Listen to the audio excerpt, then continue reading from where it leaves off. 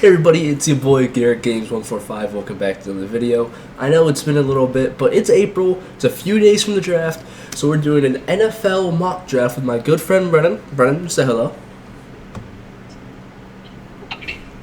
I cut out, but perfect. And my cat is also with us. Hi, Bolt. Want to come here? Say hello to the audience. You don't. Yeah. Okay.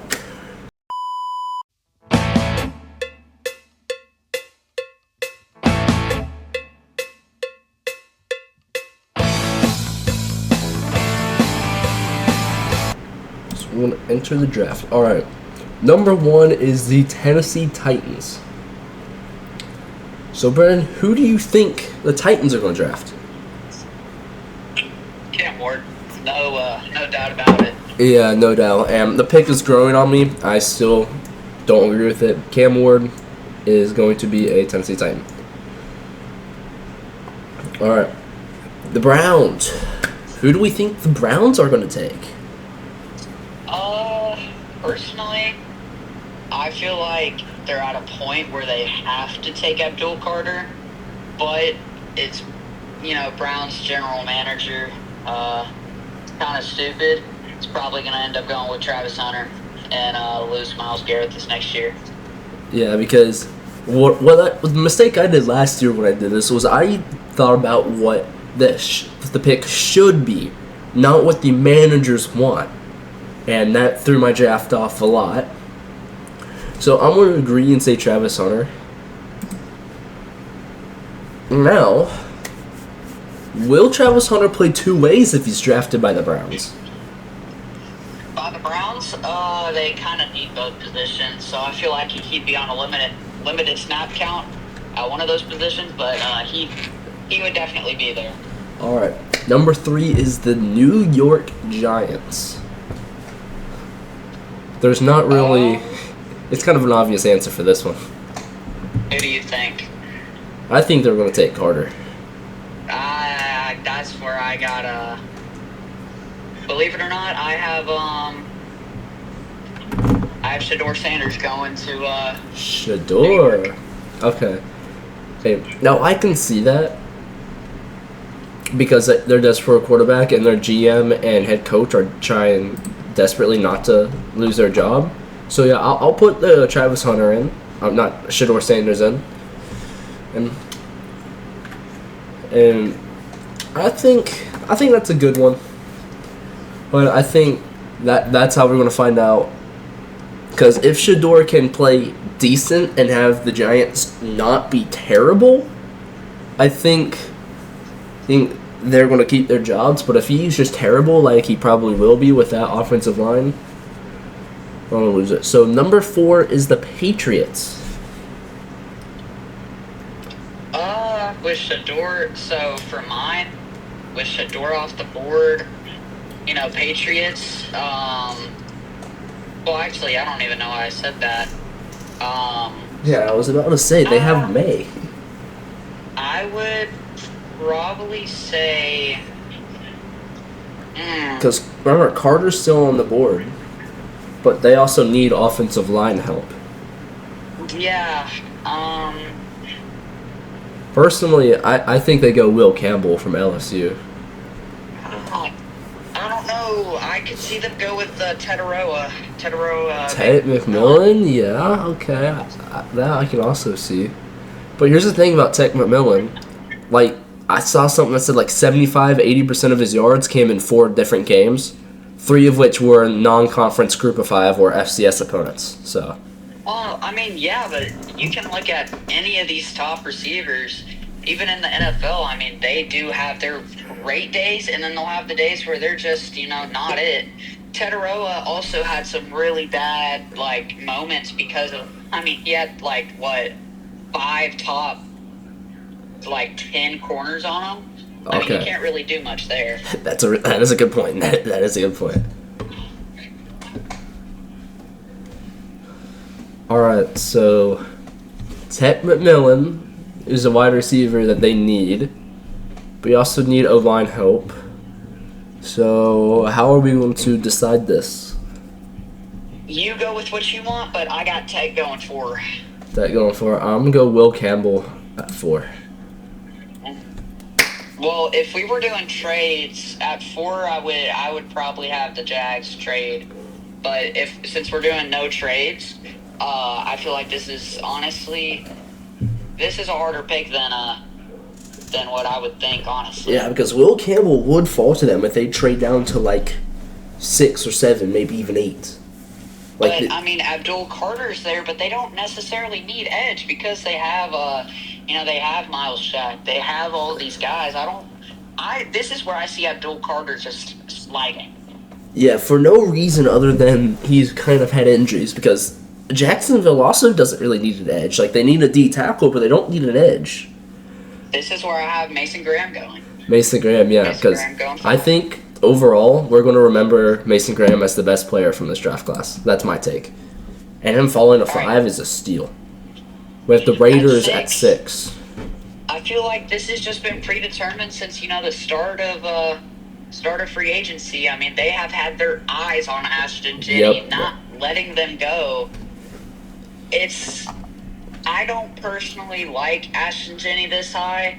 I would have him as like a... I think Gentsy's not even the top running back in this class, because I'll remember, out of the other great running backs in this class, they're all in power conferences where they consistently played power conference teams. Gentsy only played 2 power conference teams. Yeah. Which is Oregon, which, he did good, but Oregon had minimal film on him.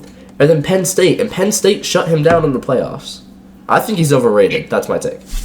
I have him as, if I was a GM, I would pick him around, around 20, where Denver picks. That's where I would have him. Yeah. All right, so 7. 7 is the Jets. Jets, again, do not need Abdul Carter. But I feel like at this point in the draft, you got to take the best player. But there's 2 ways they can go here. They can go O-line because, Justin Fields, when he had an offensive line in Pittsburgh, the dude went crazy. Yeah, he did. But then also, Abdul Carter is probably a generational talent. He's just, slipped a little bit.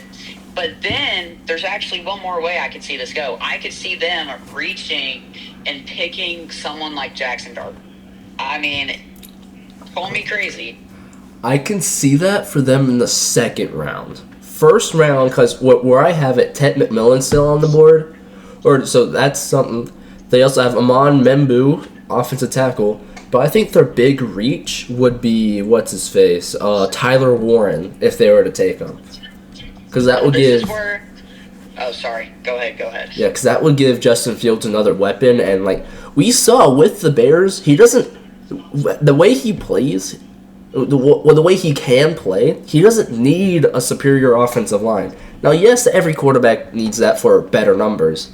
But he played good on the Bears. He played good enough to where he didn't deserve to be replaced like that on the Bears, in my opinion. And I know I thought something differently at the time, but, I don't think he deserved to be replaced. This is where I have Will Campbell going. I have Will Campbell going 7, and Abdul Carter has officially dropped past the top 7, but number 8, this is where I have Abdul Carter going, Wait, hold up. Wait. What position does Will Campbell play? Will Campbell's the offensive tackle that you had going to the Patriots. Yeah. Okay, yeah. I'm going to agree and say they take Amon Membu from Missouri. And then this is where I have Abdul Carter going. That one's kind of... Yeah, the Panthers. Yeah, Panthers need everything. And on the big board, according to Sportskeeda, whatever this is he's the number 1 player, and he falls to 8. That's a steal. Now for the Saints. Since this is a no-trade draft, this is kind of weird. And personally, I'm not sure if the Giants would take Shador, but they probably will, because you put it a good way. So that means the Saints might be in a position just to take the best player available right here. I do have Membo still on the board. but I do see them picking up Will Johnson here out of Michigan. Yeah. Yeah, on this board it says he's 12. I think he's top 4 right now in this class. I think he will be one of the best in this class. And pairing him with Kool-Aid McKinstry, who they took last year in the second, they're developing a pretty good defense. I agree with the Will Johnson pick there. I feel like so they're pretty set in a lot of places, but one place that they're not yet is offensive line, and they are really young at a lot of places on that O-line. I mean, they made trades more than they signed, so they still have guys on their rookie deals, and we don't know how they're going to perform in the new environment. But at the same time, Ben Johnson is not afraid to take running backs this early, because remember what he did with Jahmyr Gibbs. Yeah, I just personally see, at this point, I do see Armand Membu going to the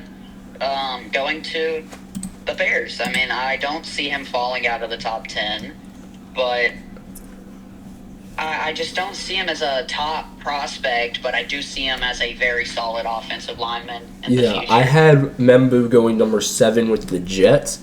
Here, I would have them go one of two ways, because they still have Tech McMillan, and they did lose some wide receiver depth this offseason. Or they go with running back Amarian Hampton. So I'm going to say that Ben Johnson is going to look at the running backs and say, yeah, there are plenty of good running backs here. I can wait on them. And take Ted McMillan. As on this thing, he is projected as 5. I'm pretty sure on the NFL's big board, he's 6 or 7 at 10. So he does slip down to them at 10. Now, number 11 is the 49ers. This is a very tough pick. I feel like they need a lot more than what's what's on their team needs. Yeah. Because they have so many big contracts. I don't see this team being any good this year. Yeah, with how many players they lost, I think this is just a situation where you take the best player available, which is pretty undeniably right now, Jalen Walker. Do you still have Tyler? You don't have Tyler Warren on your board, do you? But I still don't really. I do have him. The Kittle replacement. I just don't see that. Yeah, and Kittle can still go for a few more years. And tight ends, you don't really want to waste their careers. They have lost. This is probably a really, really, reach pick, but they have lost so many receivers. I mean, Brandon Ayuk just needs to get out of here. They traded Deebo Samuel for, a third to the Commanders? No, for a fifth. I have probably he could be the number 1 receiver in this draft. He just didn't make sense for, he just didn't make sense for the Patriot system. I have Matthew Golden going here. Matthew Golden. No, that is a reach, and I can see, hold up, where he is. He's 5'11", 191, and he is a big play pass catcher that, would definitely be the Deebo replacement. And I can agree with that, but I like Emeka Egbuka better for them because they already have the big play guy with Ayuk, but he is injured. So I like Egbuka more this pick, but I do see what you're coming with Matthew Golden. I'm just going to have him taking Egbuka. And now we have the Cowboys. Cowboys need a lot of things, but I think this one's kind of straightforward. They lost a lot. Offensive linemen. Yeah. And to retirement, I have Kelvin Banks Jr. Yep, Kelvin Banks Jr. They lost two. The Dolphins. They lost 2 of the greatest offensive linemen in history. So, I think they have to reach O-line because Tua's gotten hurt, and it's like his health is becoming now like a real, bad thing, for the league and not just the Dolphins. So, this is another place where I'd have a trade go. Yeah, this is somewhere where I'd have a trade because yes, there are still some decent O-linemen, but it's not worth the reach at 13. But we're doing no trades. So I think they just take Jalen Walker, or they take what's his face? Malachi Starks. And why in the heck is this South Carolina corner above him on this? because I they did completely lose agree Siobhan with you. Holland. I completely agree with you here. I got Malachi Starks Yeah, going Malachi to the Dolphins Starks, in a yeah. no trade. Now, the Colts. Colts, I feel like, are a very solid team, but they are missing that tight end piece, which is why I got Tyler Warren Yep. going at 14. Tyler Warren, I think he could go down as one of the best from this class as well. Same as Starks. Like, there's a lot of great athletes in this class. You just don't know because being a great athlete is kind of deceiving. Like, look at Trayvon Walker and Anthony Richardson. Like, both of those were big reaches, especially when different players in the same position went later and have performed better.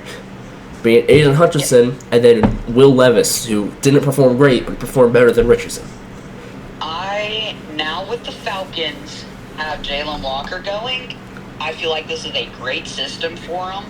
I feel like he would fit in perfectly on that Atlanta front lines. I feel like he's going to be a great fit there. Yeah, and on this board, he was the number 3 player. No, he's not number 3 IRL. He's probably number 5 or 6. Sliding to 15 is still going to be pretty big for Atlanta. Now, number 16 is Arizona.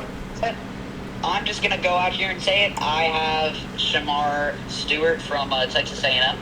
I feel like, as that big powerhouse that he is, he's 6'5", 267.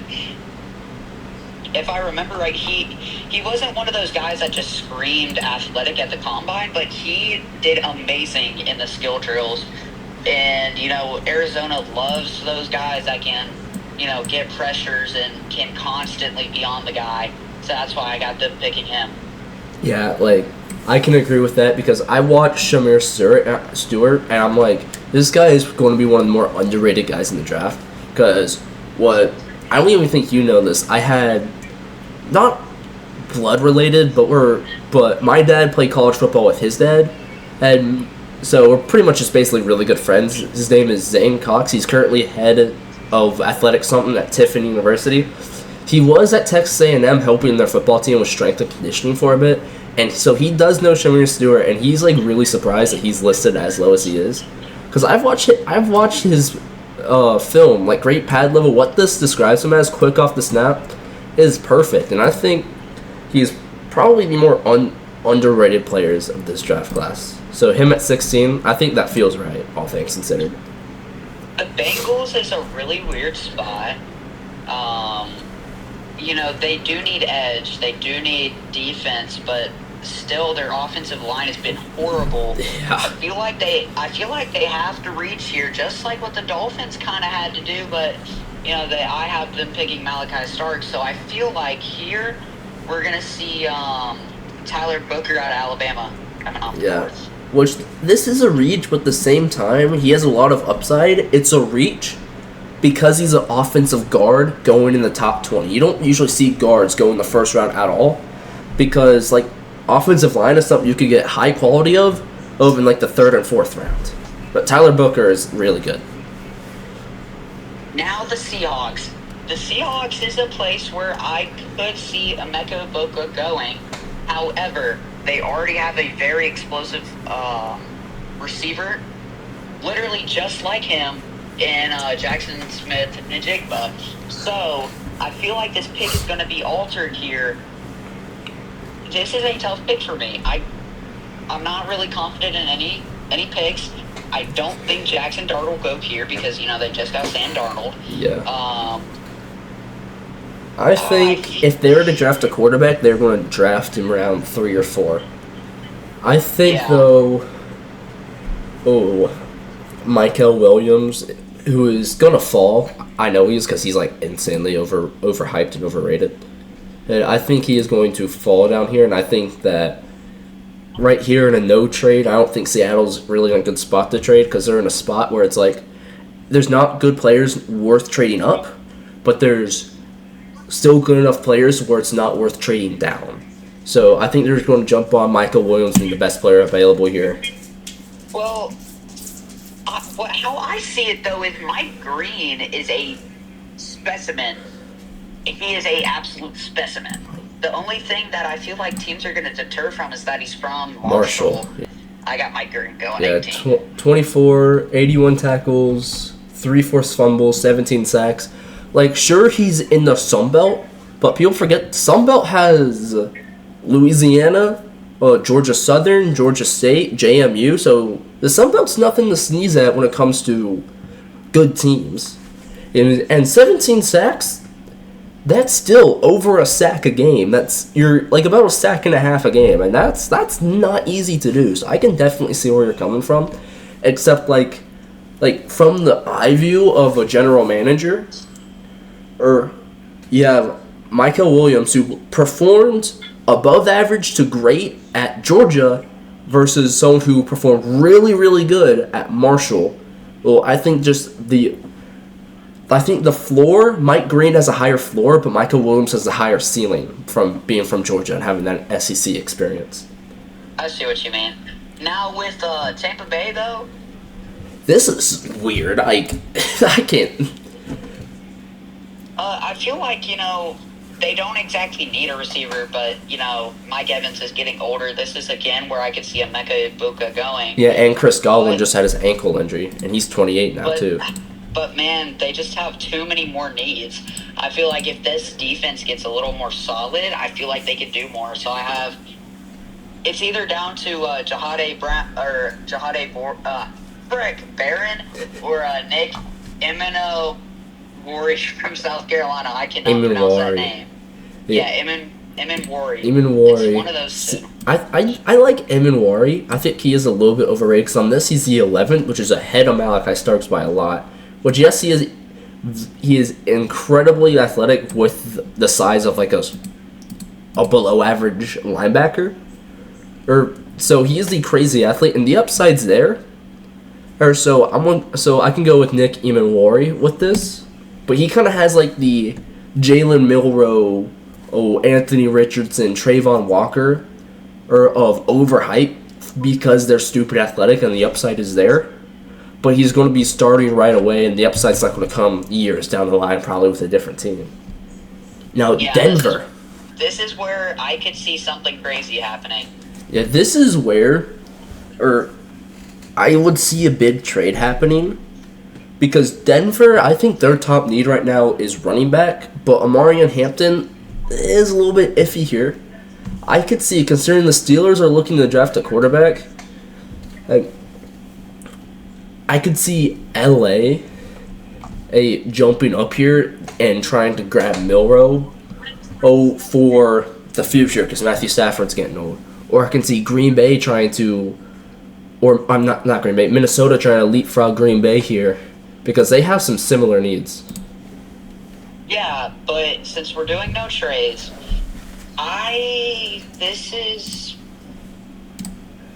you're going to think I'm crazy, but I feel like Luther Burden has a higher ceiling than Emeka Egbuka, but I feel like Emeka Egbuka is just too good to pass up here. Yeah, I had Egbuka going earlier because I think Egbuka is underrated because it's because when you look at his combine scores, he fails the initial eye test of everyone's guilty of this. In a game, if there's a game where you can sort guys by speed, no matter other stuff, speed is going to be the most important for almost every position. And he doesn't have that high-end speed like Burden or Tet that he can just run by the safeties. But he doesn't need it considering he can jump over them and moss the out of them. Yep, so that's why I have him slipping to 20. Now 21, the Steelers, a lot of people would say I have Jackson Dart here, but they have shown interest in Jalen Milroe. They've shown a lot of interest in Milroe. I feel like it's either Jalen or it's I don't even know. I feel like it's just almost. All right. Here's the thing, though. As of right now, recording this Sunday, April 20th, aka Easter. They have not signed Aaron Rodgers yet. If they don't sign him going into the draft, this pick is 100% going to be a quarterback. If they do, they're going to draft a quarterback probably in the third round or second round.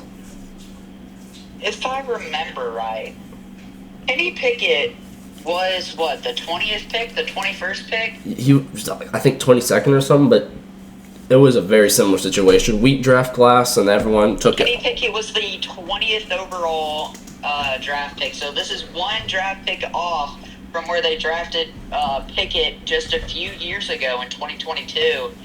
And as crazy as this sounds, going to be another quarterback, going to be another project quarterback that has that upside. Except he's going to be black from Alabama and a little more potential. Got Jalen Milroe going 21. Yeah. So this is like I've seen if you look at Tico, which is huge on social media. This is already steering far away from his, but at the same time, his wasn't exactly perfect by any means, but his was all right. Now the Chargers at 22. This is another spot because it's literally one pick before Green Bay. This is where I could see Minnesota trying to leapfrog Green Bay here. Yeah, but honestly, I feel like the Chargers. I just kind of feel like the spot that they're in, they can't afford to take a trade unless it's a second round pick, like 2 seconds. That's where I could see them trading. But I feel like Justin Herbert, he needs more targets, man. He doesn't have enough targets. So I feel like they either go receiver or tight end. But at this point, I have Colston Loveland from Michigan. I feel like he's dropped pretty bad. He waited another year, so he wasn't in a draft class with Brock Bowers. He has less competition. I personally have him, I believe, tight end 2 or tight end 1. I have a tight end 2 because Tyler Warren goes to Indy. And I see Colston Loveland here for another reason. He went to Michigan, so he was coached by Jim Harbaugh. So I got Colston Loveland at 22. Now Green Bay at 23. Yeah, I feel like at this point in the draft, what they need is defensive James help. Pierce Jr. Yeah, he's best player on the board by a mile. He's 13 here. I think that's fairly accurate. I think he's 12 in real life. But here on Sportskeeda, their team needs are all defense. So James Pierce Jr., best player available, and he's good at one of their positions of need. I see that. Now the Vikings. The Vikings get? They have J.J. McCarthy, but they don't have a veteran presence, do they? They do not. Not that I know of. They have 2. They have J.J. McCarthy and Brett Ripien. So who's Brett Ripien? I think it's a Ripien or a Ripien. He's an old fart.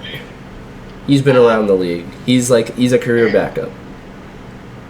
So this is only a first round, right? First round only. All right, yep. So 25 with the Texans. Wait, hold up. Who'd you have the Vikings taking? I was too busy Googling the roster. I had Nick Emmanwori. Yeah, I had him going earlier. I think here with what I have available, I think that what they do is they go ahead and similar to Green Bay, they just take the best player available, Kenneth Grant here from Michigan, D tackle. So here with the Texans, they traded their entire offensive line away. They have to go O-line. Yeah. My take on this is that their first, I don't know what draft picks that they have, but if they have a first, second, and a third, I think all of those have to go to O-line before they think of drafting anyone else. Yeah, so I have Josh Simmons from Ohio State. This dude is an absolute dog. If you ever watched an Ohio State game, trust me, I have. He is insane. Man, this dude is an absolute powerhouse. He is a unit, dude. He's insane. I see him starting first day. He's a first day starter. You get here, you have his locker with treats and candy and saying, "Protect me." That's how I see this going. Yeah, 6'5", 311, and he runs like he's 6'3", 250. That's insane. He is probably one of the highest upside players in the draft, and I think he has the highest floor in the draft. Because watching him at Ohio State, Big Ten defenses are probably, besides the SEC, the closest you're going to get to a real defense from the NFL. He's going to be great. He's going to be insane. Now, probably next. The Rams. Oh, yeah, Rams 26. Next. I would say that quarterback, so they're in a position where they could take a project quarterback like Jackson Dart because they do have Matthew Stafford for probably 2 years. 2 years left. They also have some needs. Needs where a project quarterback isn't really what they should be taking at 26. Especially because they hit on Jared Verse last year. On my board, they still have Mike Green, and I think what they can do, because they lost their other edge rusher, his name slips my mind, but they still have Jared Verse. I think they run it back and just create the best edge rushing pair in the league. And I think they take... Oh, my thing is glitching out. Holy shit. Yeah, because this is like a flip-flop, because I had Michael Williams going where you had Mike Green at 18. Yeah. I don't think, honestly, I trust Sean McVay and the Rams drafting, but I don't really see Michael becoming anything more than just a serviceable role player. I hate to say this, to be honest with you. Just what I see from him is a good system. You know, I don't know. I understand where you're coming from, but he has all this hype because he does have that high ceiling, but he does have a fairly low floor. But he played in an SEC school, so it's like, and George is known for having great defensive linemen in the NFL. So Baltimore, I feel like this is pretty easy. I got Gray Zabel from North Dakota State. Oh, offensive line, right? Yep, O-guard. O-guard. Here on this, he is. What's his name? Gray Zabel. Oh, he's under offensive tackle on this, but yeah. Yeah, North Dakota State produces offensive linemen like it's no tomorrow. It's either Gray Zabel or Donovan Jackson. Donovan Jackson's more of a reach. Yeah, I don't think Donovan Jackson's here at 27. Now the Lions. Yeah. This is interesting. I think... Ooh, I don't know what I think, actually. I think, I still have Matthew Golden on the board. I think, yeah, this is a lock. Matthew Golden for me here. Here for me, I feel like that edge need is a little more important than anything else that they have, like needs-wise. Yeah, because you saw when they lost Aiden Hutchinson and they didn't have Zadarius Smith, they kind of couldn't get any pressure in the save their life. So I got Nick Scorton from Texas A&M. Now, Washington at 29. They're not used to picking this late. I don't know. This is a really tough spot. They don't really need another receiver. I don't know why Pro Football Focus or Pro Football and Sports Network have, that's what I'm using right now. I don't see why they have receiver listed as a need. I feel like receiver is one of the last positions that they need. Yeah, I don't think they need a receiver either. But I think here, if Shedeur doesn't go top 3, Shedeur is going to fall into the Saints' lap then. And then you have Milroe at 21. I think this is where if the Browns, or like in this situation, the Saints don't get Shedeur, or this is where the Browns or the Saints trade back into the first round to get Jackson Dart. Yeah, but right now I have Jahad Campbell. Jahad Yeah, I agree with that from, one. Alabama. Out of what's left on the board, he's the best. Bills, I'm sorry, no question. They better go Luther Burden. No question. Yeah, for me, the best wide receiver left is Alec Anaminer from Stanford, and yeah. But for me here, they still have Siobhan Reevil. What about Trey Harris? Are we just dogging on Trey Harris now from Ole Miss? Ole Miss? Hold up. Trey Harris is the next best receiver coming up from Ole Miss. Bro, I forgot about him because is he like just not on this shit? Trey. He is. It's TRE. TRE, okay. Trey Amos, corner from Ole Miss. He's Trey Harris from Ole Miss. Trey Harris.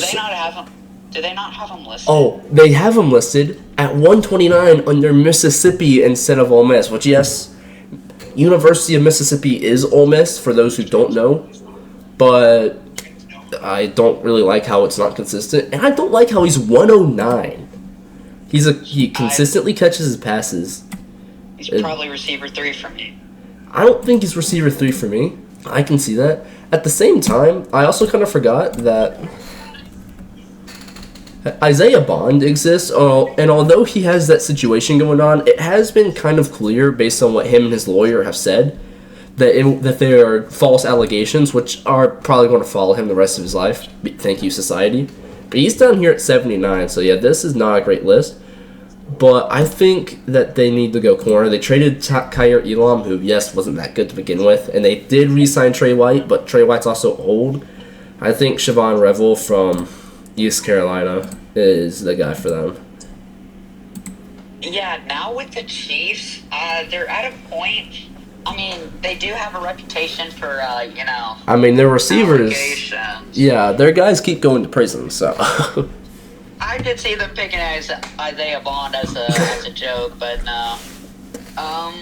Probably here I would go Walter Nolan out of Ole Miss. Yeah.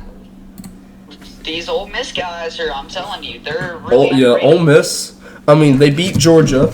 I mean, sure, they blew it to Kentucky, but that was kind of on Jackson Dart because he sucked that game. They blew it to Florida because of Jackson Dart. Ole Miss was really categorized as, can Jackson Dart actually compete or not? Because if he couldn't compete, then their offense was a non-factor and their defense had to do everything. If he could compete, then they were an amazing team, as saw when they beat Georgia.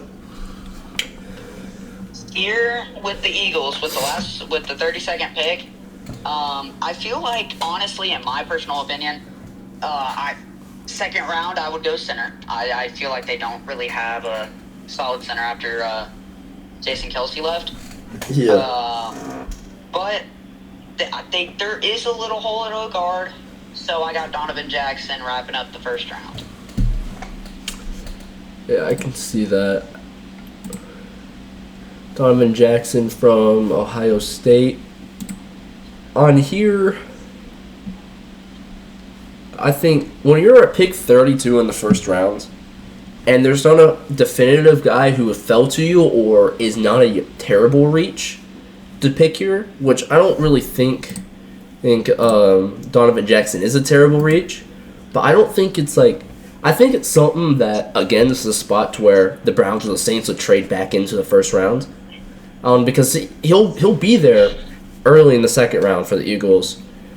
I think, but in a no trade, I think you go with the best player available here with what they have, and that's, according to this, Josh Connery Jr. from Oregon.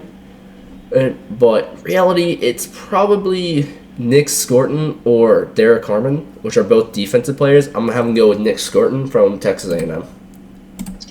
All right, so I'm just gonna kind of press on Titans just so I can sit here for a second. Now, I'm clicking on the quarterbacks. This, you can do whatever. But I'm looking at the quarterbacks. Why is Dylan Gabriel so low? Dylan Gabriel is listed as on this at 150. Or, hold up. I think he is quarterback 1, 2, 3, 4, 5, 6, 7. He's quarterback 8. I don't agree with that. Tyler Show. Is Tyler Show. He's from Louisville. He has a ton of upside, but he's old as shit. Like, he's not even worth a fourth round pick. Show should be like quarterback 9 or 10. Jackson Dart should be even lower because Jackson Dart is literally ass. Like, anyone who knows ball will tell you that he is not going to be good. I have Dylan Gabriel's going to be one of those day 2 picks. You know, he's going to be a third round draft pick. He's going to be a Malik Willis was. He's going to be honestly, I can also see someone reaching for Dylan Gabriel early in the second. Well, reaching I used widely because I think he's better than QB8. Because I think on the big board he's also QB8. If like Jackson Dart's not on the board for the Saints or the Browns, entering him into the next Jordan Love. So. And with I'm just gonna do this since Titans. I feel like second round.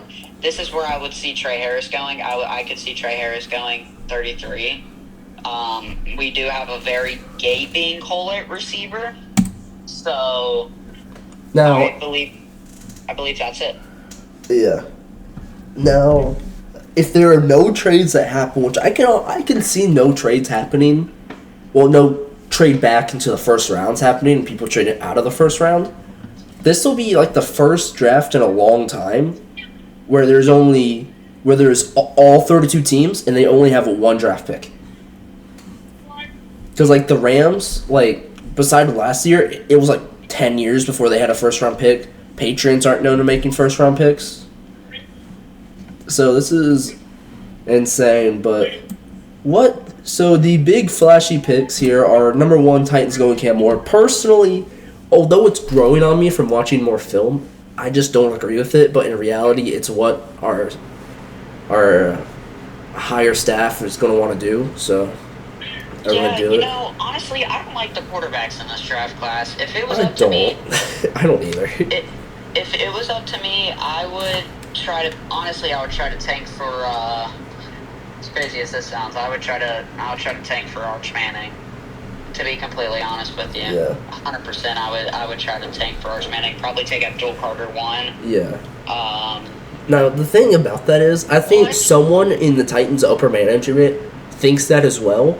But the thing is, there's no guarantee that he's going to declare, or Nico Maliala, or any of the quarterbacks that are projected to be good. There's a very decent probability that Nicholas Viadiotto, which you guys will know from my MTSU series, will be a top 3 quarterback in next year's draft class. And although he follows me on Instagram, he goes to MTSU, so he's not going to be drafted high. I'm not saying he's bad. He's pretty good for MTSU. He's actually really damn good for MTSU standards. But he is probably, compared to the rest of the nation, above average. And I don't think he's going to be a flashy quarterback until like 6 years down the line in the NFL.